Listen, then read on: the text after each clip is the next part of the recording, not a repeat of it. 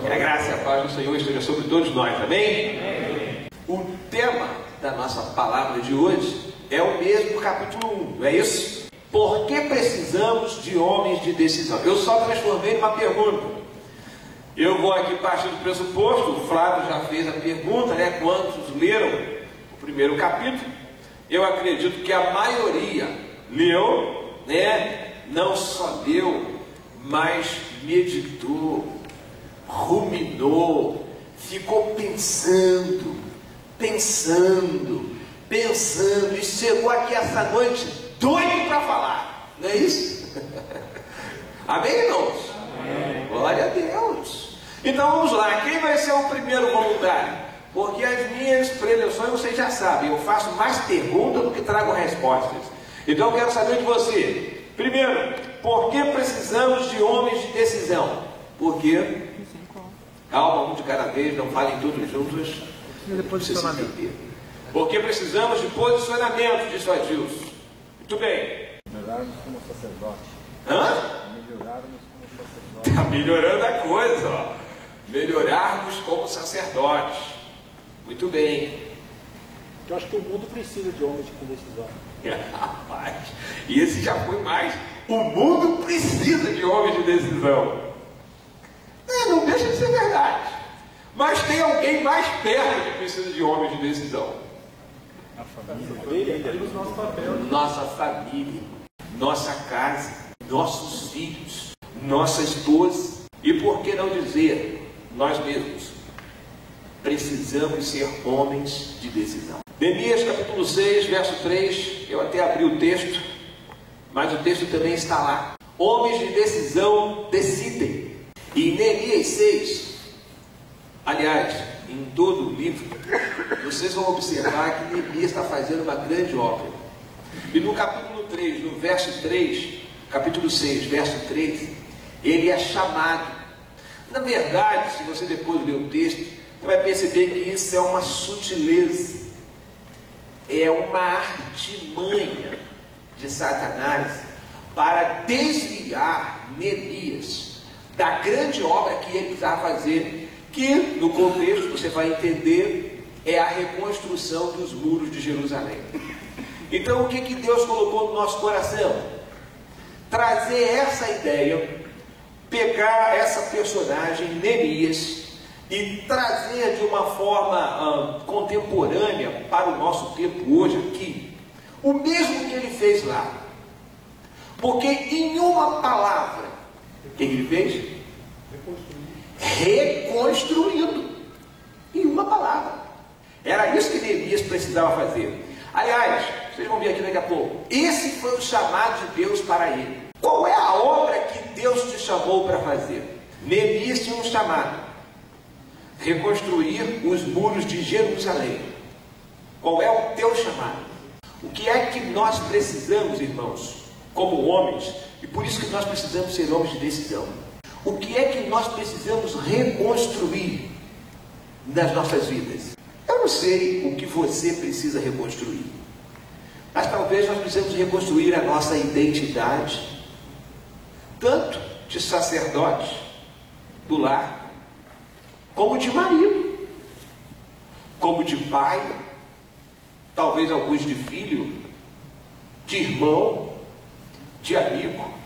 Seja como for, eu tenho certeza que o chamado de Deus para cada um de nós, de alguma forma, vai nos mostrar que há algumas coisas em nossa vida, casa e família, que se nós não decidirmos, com perdão da expressão, a vaca vai para o brejo. E talvez você esteja aí pensando: pastor, mas a vaca lá em casa já foi para o brejo, já faz tempo. Mas dá para tirar ela do brejo, dá para arrancar ela daquele lamaçal lá, e dá para colocá-la de novo em um lugar seguro, para que você possa cumprir o chamado, o propósito de Deus na sua vida. E vocês vão observar que sempre nós vamos fazer uma correlação com Neemias. Primeira coisa que nós precisamos fazer: homens de decisão decidem, e decidem assumir todos os riscos. Olha lá o que Neemias fez. Neemias assumiu os riscos. A reconstrução dos muros de Jerusalém, ela pode ser considerada como a restauração da proteção de Deus sobre a nossa vida e família. Você sabe, e se você ler lá o primeiro capítulo de Neemias, se você não sabe, você vai saber, os muros de Jerusalém, da cidade, haviam sido derrubados.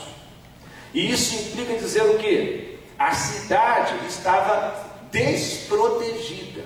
Quais os muros que Satanás derrubou ou está tentando derrubar na sua casa, na sua vida? Quais as áreas da tua vida que estão desprotegidas? Vai ser fácil reconstruir? Não. Aliás, alguém já disse, reconstruir é sempre mais difícil do que construir. Pense em uma casa, por exemplo. Você pegar um terreno vazio, do nada, e lançar ali os alicerces, os fundamentos, e erguer uma casa, não é fácil.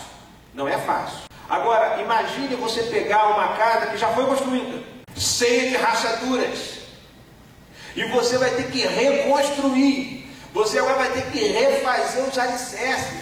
Irmãos, eu lembro lá no Rio de Janeiro, nossa casa lá, ela foi construída num lugar de prédio. E não adianta, todas as vezes a gente ia pintar a casa, tinha que, lá nós chamamos de reboco, emboço. Vocês chamam aqui o quê? Como é que é? Chapisco. Mas tinha que, não, mas não é o chapisco, é o emboço ou reboco. É aquela massa a que vocês usam cal, né? Lá o pessoal usa muito terra preta. Aquela massa rachava, ficava tudo úmido. E aí todas as vezes que ia pintar, tinha que arrancar aquilo, tinha que chapiscar primeiro, aí rebocar a parede e pintar de novo. Mas não adiantava. 4, 6 meses no máximo, estava tudo mofado de novo. Na última reforma que eu fiz antes de vender a casa, eu lembro, nós tivemos que cavar até achar o alicerce, a estrutura da casa, levantar de concreto 30 centímetros acima do solo, para depois poder fazer outra. Isso em todas as paredes da casa. Que trabalho que deu e que dinheiro que eu gastei. Porque às vezes reconstruir é muito mais difícil que construir. Mas quais são as áreas da sua vida que estão desprotegidas? Homens de decisão decidem assumir os riscos, seja o que for necessário. Há coisas na sua casa, há coisas na sua família, há coisas no seu casamento que só vão mudar se você decidir mudar.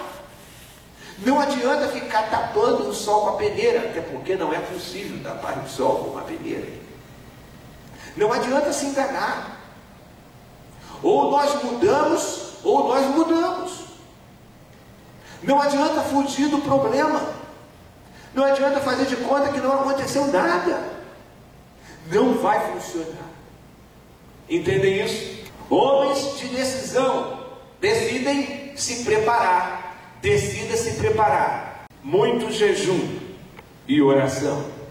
Vocês vão ver, Neemias fez isso. Diante da dificuldade, da dor, do sofrimento, qual foi a primeira coisa que Neemias fez? Depois de se assentar, chorar e lamentar, foi jejuar e orar. Irmãos, às vezes nós podemos até nos entristecer. Você pode até chorar. Você pode até... mas não pode parar nisso.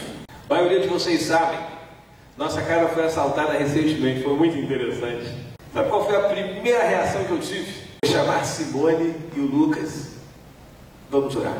E do jeito que estava, antes de fazer qualquer coisa, a primeira coisa que eu fiz foi orar. E agradecer a Deus porque o Lucas não estava em casa. Agradecer a Deus porque nós não estávamos em casa. Agradecer a Deus porque, embora algumas coisas realmente foram levadas, a nossa vida foi preservada. E não foi a primeira vez que eu fiz isso numa situação difícil. Já houveram outras situações, aconteceram outras situações. E a reação foi a mesma. Vamos orar. Porque depois que o muro é destruído, depois que as estruturas são abaladas, depois que o pior acontece, não adianta fazer mais nada. Naquele momento não. A não ser orar. Pedir a Deus sabedoria.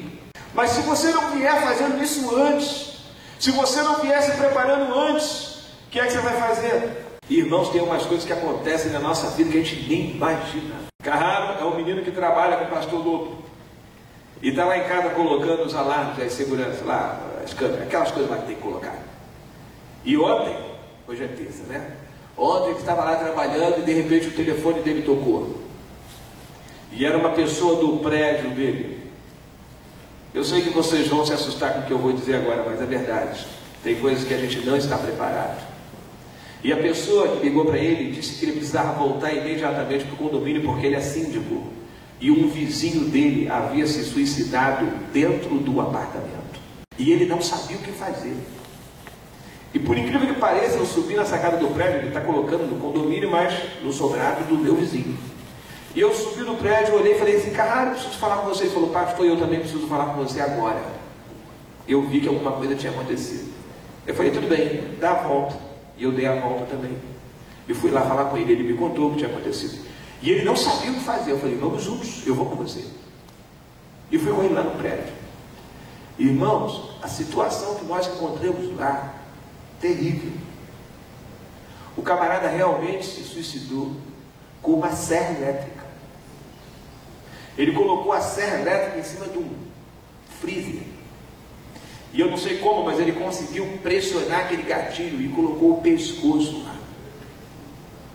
Ele não decepou a cabeça inteira, mas isso aqui ficou tudo esfolado. E do mesmo jeito que ele colocou e cortou, ele caiu para trás. E aí foi sangue para tudo que é lado.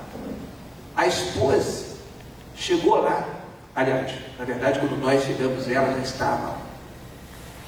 Eles estavam separados. E aí fica aquela sensação, né? Poxa, se eu tivesse conhecido antes, se tivesse chegado há mais tempo, se tivesse tido oportunidade, não tinha mais jeito. Isso foi ontem. E ontem eles fariam 7 anos de casados. Bem o perfil de um suicida. Causar culpa, causar dor. Vocês estão entendendo por que nós precisamos decidir agora? Porque nós precisamos nos preparar agora. Vir à igreja é muito bom. Ouvir as ministrações é importante. Mas, irmãos, não se enganem. Não sejam ingênuos. Vir à igreja só não resolve. Ter uma religião não vai resolver. Porque diante da dificuldade, diante da dor, a única coisa que vai fazer diferença é o quanto você confia em Deus e o quanto você anda com Ele. Por isso é muito importante jejuar, orar, profetizar, orar pelos seus filhos enquanto tudo está bem. Como Jó no capítulo 1, verso 5, continuamente ele oferecia sacrifício pelos seus filhos, porque ele pensava, vai que um filho meu pecou, né? Então eu vou oferecer sacrifício antes. Mas o quanto temos feito isso? Quanto você tem orado pela sua esposa? Nós somos os homens de decisão. Nós fizemos a resolução. Nós decidimos caminhar com Deus. O quanto você tem orado lá pela sua esposa? O quanto você tem orado pelo seu filho? Ontem, 2h pouca da manhã, a hora que eu fui deitar, eu fui lá na cama do Lucas. E faço isso praticamente todos os dias. E sento do lado dele, deito do lado dele, me ajoelho junto com ele. E imponho as mãos sobre ele. E oro por ele. E eu não oro sempre as mesmas coisas, irmãos, porque oração não é reza. Mas ontem eu disse, Senhor, salva o coração do Lucas a cada dia. Ele vai dizer assim, mas ele é filho de pastor. Mas ele é batizado na igreja. Mas ele é criado aqui. Mas ele precisa que Deus salve o coração dele todos os dias. E por isso eu oro por ele praticamente todos os dias. Porque eu sou o pai dele. E se eu não orar por ele, quem é que vai orar? Vocês estão entendendo? Decidam se preparar. Decida. E não vai. Manda logo mais um antes de trás de novo. Decida renunciar o conforto. Neemias estava lá no palácio, ó. Maré mansa. E reconstruir muro que nada. Essa turma de Jerusalém, deixa esse povo para lá. Deixa que eles dão um jeito deles lá. Eu estou aqui na boa. Você está pensando, né? Que Deus vai te dar uma vida de conforto o tempo todo. Tem que sair da zona de conforto. Nós que temos o chamado, não tem saída, irmãos. Nós temos que assumir a responsabilidade como pais. E homens de decisão, homens que decidem, são homens que aprendem a sair da zona de conforto. Homens de decisão chamam a responsabilidade para si. Vem cá, filho. Não, minha mãe, eu sei que a mãe falou, vamos decidir nós dois aqui juntos. Vem aqui. Chame a responsabilidade. Saia da zona de conforto. Assuma você o seu papel. Pare com esse negócio de pergunta à tua mãe. Fala lá da tua mãe. Resolve com a tua mãe. Não. Resolve com você. Qual é o problema? Qual é a dificuldade? Está com medo de assumir a responsabilidade? E eu até chamo a Simone, mas sabe para quê? Meu amor, você falou alguma coisa? Já? Porque quando as crianças eram pequenas era assim. Eles iam falar com ela. Aí a mãe dizia não. Aí, pai, posso? O que sua mãe falou? Não. Então por que você nem me pedir? Se a sua mãe já falou não? Estão pensando que eu sou o filho de vocês? Lá em casa é a mesma coisa, irmão. Não é assim, meu filho? Mamãe, não, papai. Aí nós temos que ter a prudência, e eu sempre tive. Sua mãe falou alguma coisa? Não, pai, não falei com a minha mãe ainda não. Ah, então vamos resolver nós dois, vem cá. Mas sem transferir a responsabilidade. Homens de decisão decidem. Decida pedir ajuda. Você tem dificuldade de pedir ajuda? Pode passar. Pode pôr. Isso. Neemias reconheceu a sua situação, irmãos, de ruínas. Ele chega diante da cidade. Ele olha os muros totalmente destruídos. Ele percebe que ele sozinho não é capaz de reconstruir. E o que é que ele faz? Ele pede ajuda. Ele é humilde. Não sofra calado. Não sofra sozinho. Quantas famílias, quantos casamentos têm sido destruídos porque o camarada, ele fica naquele, né? Não, mas o que vão falar de mim? Aquele falso orgulho. Eu não posso dizer, se eu falar alguma coisa, todo mundo vai saber do meu problema, da minha dificuldade. E aí ele se tranca, se fecha como uma ostra e fica sofrendo ali calado e não pede ajuda. Peça ajuda se você precisar. Decida pedir ajuda. Não caminhe sozinho. Claro, não vai pedir ajuda para qualquer um. Tem que ter sabedoria, tem que ter discernimento, como Neemias fez, mas peça ajuda. Não seja orgulhoso.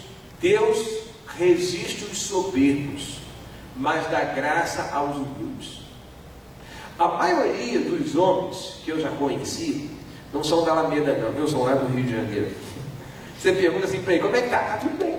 A casa do cara está caindo em casa. Como diz, a casa caiu. Aqui um carioca, ó, viu? Isso que ele falou. Está tranquilo.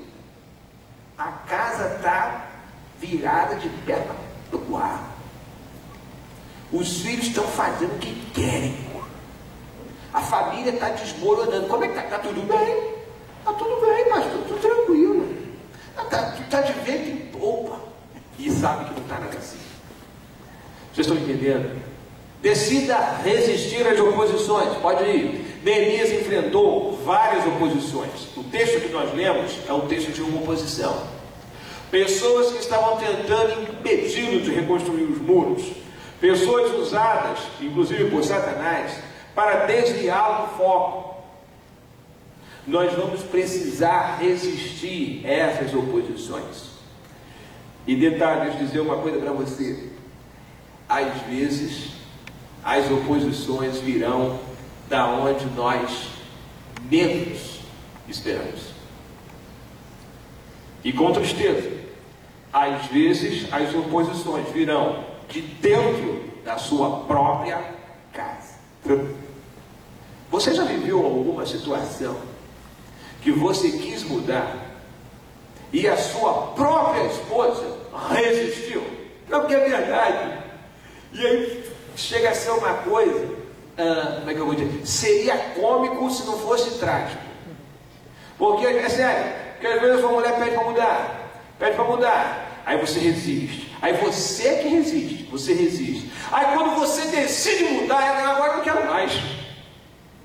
Aí ela vira o jogo. Aí ela entra na oposição. Aí o que a maioria faz? Ah, é? Então agora ela vai sofrer. Como que se punir a esposa, como que se punir os filhos, fosse resolver o problema. Vai resolver o problema? Você sabe que não vai. Você sabe que não vai. O que é resistir às oposições? E nós, às vezes, nos preocupamos muito com o que não fazer. E nos esquecemos do que fazer. Tudo bem, nós até temos realmente que nos preocupar em não fazer coisas erradas. Mas não fazer coisas erradas, na melhor das hipóteses, só vai impedir que você erre. Não fazer coisas erradas não constrói nada. Para construirmos, para reconstruirmos os muros da nossa casa, da nossa família, nós precisamos decidir fazer as coisas certas. Não é só não fazer o que é errado, é fazer o que é correto. E para fazer o que é correto, vai exigir de mim, vai exigir de você mudanças. Nós vamos ter que pagar o preço. Como já falamos, vamos ter que assumir os riscos. Não tem como construir ou reconstruir nada sem pagar um preço. E aliás, as maiores coisas que nós pudermos fazer, vai exigir de nós muito mais esforço e dedicação. Portanto, se você quer ter uma família fenomenal, amém, glória a Deus, pague o preço. Você vai ter que trabalhar.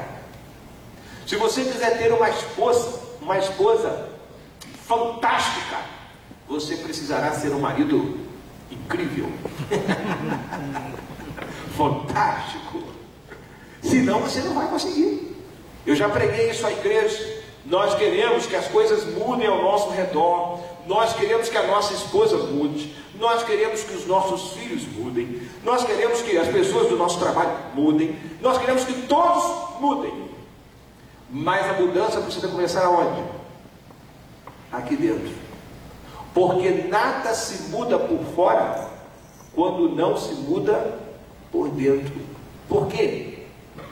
Porque mesmo que as coisas ao meu redor, todas elas, mesmo que todas, claro que isso é uma utopia, mas mesmo que tudo mudasse, tudo mudou. Se eu não mudar, eu não vou conseguir perceber as mudanças.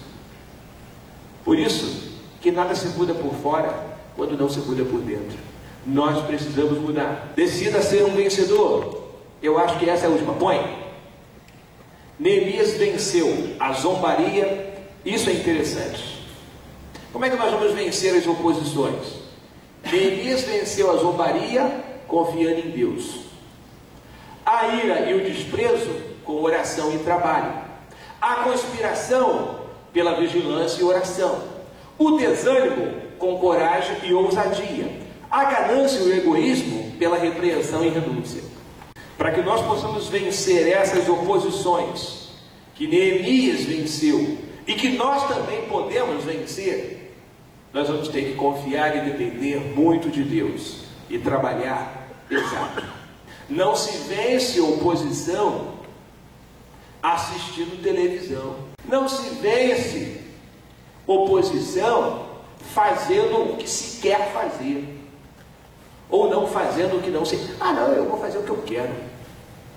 Ou você pode fazer o que você quer. E você vai colher os frutos da sua decisão.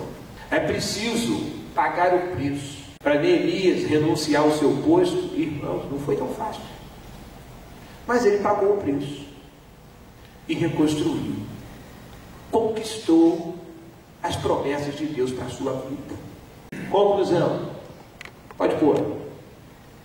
Neemias cumpriu a missão, o muro foi restaurado e os inimigos vencidos. Não desista do seu casamento, não desista da sua família, da sua história, Não desista dos seus filhos.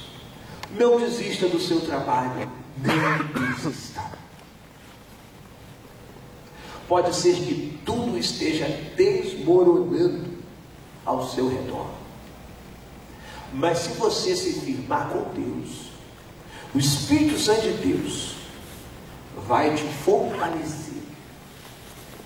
E em Cristo você será mais do que vencedor. Amém? Senhor, muito obrigado, Pai, mais uma vez, por estar aqui com os meus irmãos. Obrigado por essa palavra compartilhada de maneira simples, rápida, objetiva, com um único propósito: trazer, ó Deus, a nossa memória, porque nós já sabemos disso, que nós precisamos ser homens de decisão, e precisamos, em primeiro lugar, decidir, confiar e andar com o Senhor.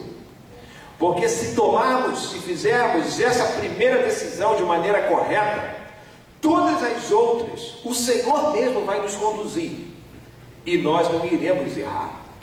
Às vezes, erramos em algumas decisões, porque erramos na primeira decisão, que é de depender do Senhor. E nós não dependemos quando damos ouvido à nossa autossuficiência, o nosso orgulho, os nossos achismos, o nosso jeito de ser. Senhor, tira de nós tudo isso. Ensina-nos, ó Deus, a depender do Senhor. Ensina-nos a confiar no Senhor, para que cada decisão nossa seja, de fato, pautada na Tua palavra, e abençoada e aprovada pelo Senhor. Confirma essa palavra em nossos corações. Vamos dividir agora nos grupos. O Espírito Santo nos dê sabedoria, nos dê unção, para que possamos ser instrumentos do Senhor para abençoar os nossos queridos irmãos. É a nossa oração, em nome de Jesus. Amém.